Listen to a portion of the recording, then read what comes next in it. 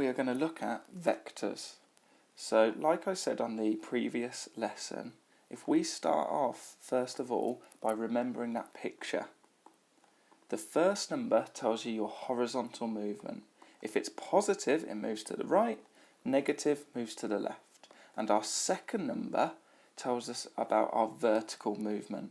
If it's positive, it will be moving up, and negative down. So to look at part A first of all, we have got -2 lots of this vector g. So all we have to do, like I showed you yesterday, was multiply that -2 by those numbers. So -2 times 3 is -6. -2 times -1 is +2. Remembering two negatives times together to give you a positive. In part B, we have got our vector f plus 3 lots of this vector g.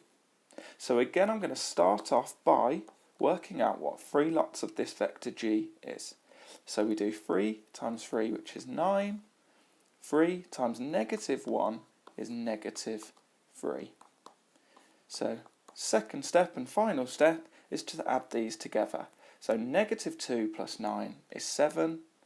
4 plus -3 is 1. So our final question is having a look at 2 lots of the vector f minus 4 lots of the vector g. So if we first of all evaluate and work out 2f, 2 times -2 is -4, 2 times 4 is 8. Now I'm just going to times the 4 by this vector, and I'm going to leave the negative sign there for now. 4 times 3 is 12, 4 times -1 is -4. Now we need to combine these.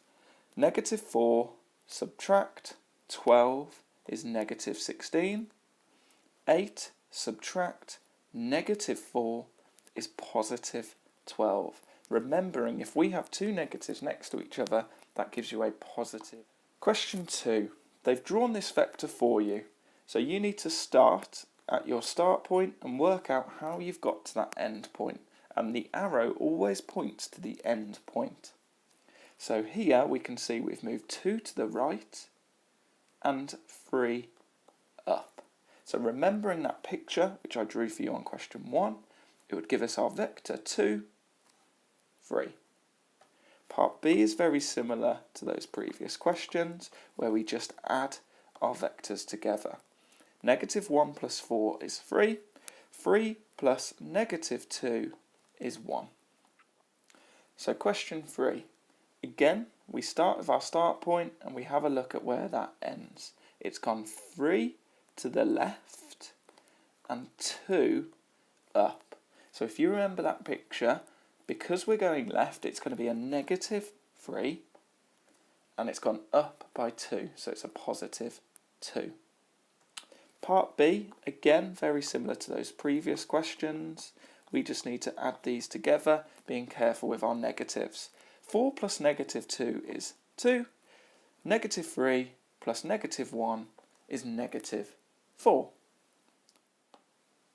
Our final question is looking at this parallelogram and vectors inside the parallelogram.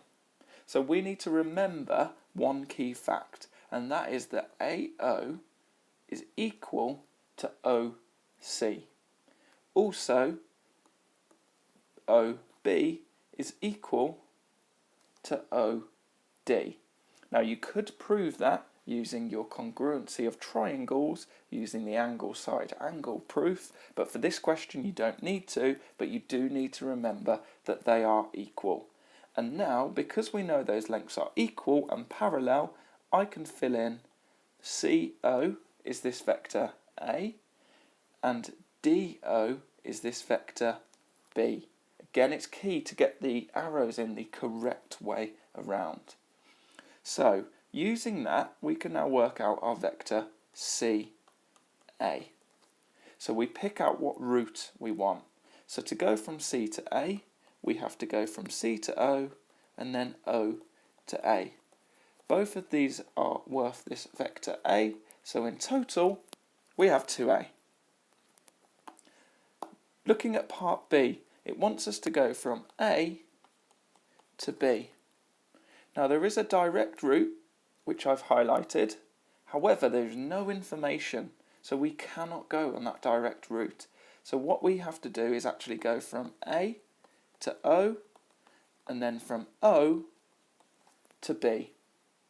So A to O is going up here, and we are actually reversing the way we are going.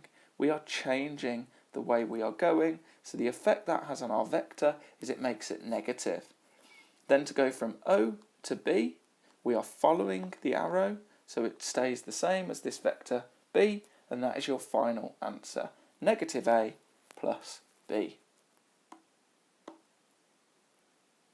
Our final question is working out this vector BC. So again, there is one direct route which you could take, however there is no information. So actually we've got to take a slightly longer route. We've got to go from B to O, and then from O to C. So if we go from B to O, again you'll notice we're going against the arrow, so the effect that has on our vector is it makes it negative. And then we go from O to C, and again we're going in the opposite direction, so our vector is negative. That gives us our final answer of negative B minus or subtract A.